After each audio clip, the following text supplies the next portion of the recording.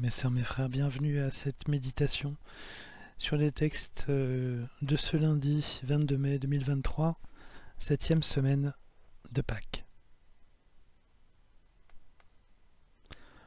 Le monde est dur, mais l'Esprit est avec nous. C'est l'ultime avertissement de Jésus aux disciples avant son arrestation. Cet avertissement est sombre, puisqu'il dit « Dans le monde, vous avez à souffrir ».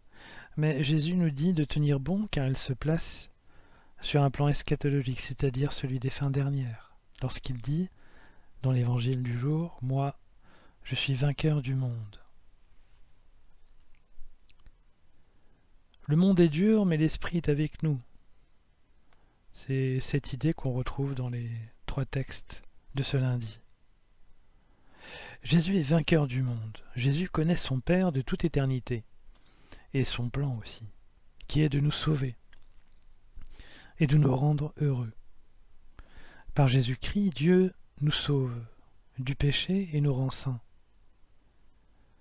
La seule façon de vaincre le monde et la situation existentielle héritée d'Adam, vouée à la mort, est cet acte extraordinaire de ressusciter Jésus. En faisant cela, Dieu prépare la possibilité de ressusciter toute personne qui a la foi en la résurrection du Fils bien-aimé. Nous avions vu avant-hier que c'était cet enseignement qui manquait à Apollos à Corinthe, aidé de Priscille et d'Aquilas qui ont pu l'enseigner, tout comme aujourd'hui les personnes rencontrées par Paul à Éphèse. Il leur manque le baptême en esprit, après le baptême de conversion.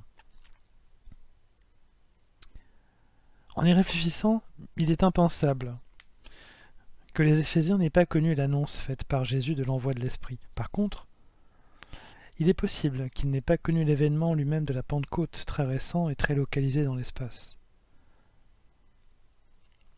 Par-delà la question de la réception de l'Esprit par l'imposition des mains, ou pas, puisque l'Esprit souffle comme il veut et comme il l'entend, ce qui est certain est que Paul a constaté, comme Pierre et Jean d'ailleurs auprès des Samaritains, Paul avait constaté auprès des Éphésiens une forme d'incomplétude de la connaissance et un défaut d'imprégnation intérieure de Jésus dans leur cœur.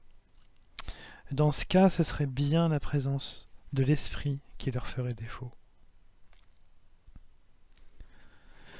Comme ministre ordonné et reconnu comme apôtre, Paul peut ainsi administrer le don de l'Esprit Saint si celui-ci n'a pas été reçu spontanément.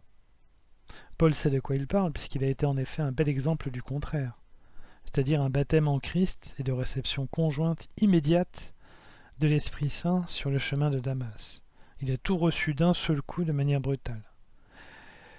Mais ayant constaté sans doute une faiblesse chez les Éphésiens, déjà convertis, mais insuffisamment ancrés en Christ, Paul ne tarde pas à agir.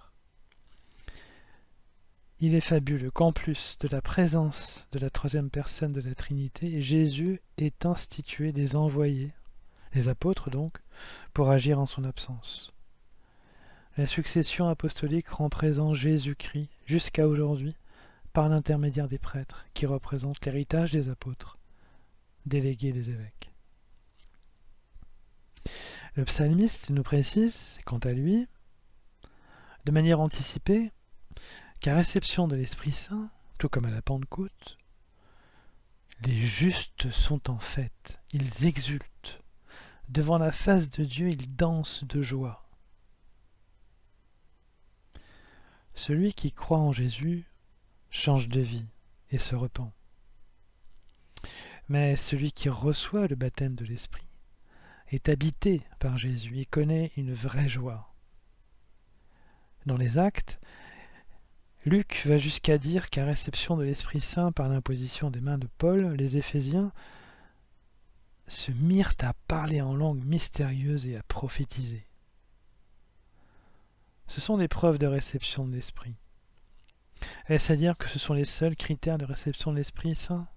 Certes non, mais en tout cas, quand ces signes sont présents, ils sont des témoins, ils peuvent être des témoins de la présence de l'Esprit.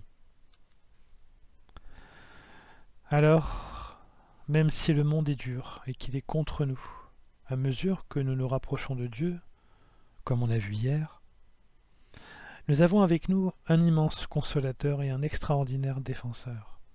C'est le sens de la promesse de Jésus-Christ lors de ses derniers enseignements.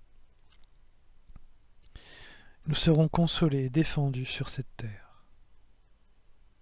Rien ne peut nous enlever la joie du Père, qui irradie en nous par l'Esprit Saint. Jésus nous avait dit que le bien le plus rapide à atteindre était sa paix et sa joie intérieure. C'est sa présence qu'il nous faut cultiver en lui laissant la possibilité d'entrer et d'habiter en nous.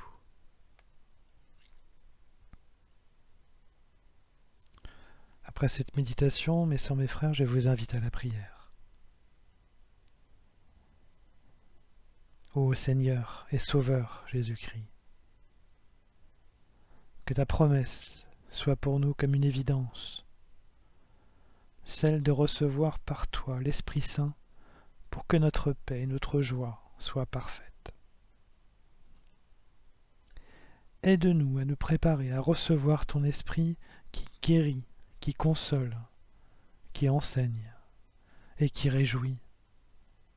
Avec lui, tu nous accompagnes chaque jour. Nous te rendons grâce pour ce don infini de toi-même, victime sacrificielle, et pour ton Esprit, notre compagnon. Que ton amour sans condition nous fasse revivre. Amen.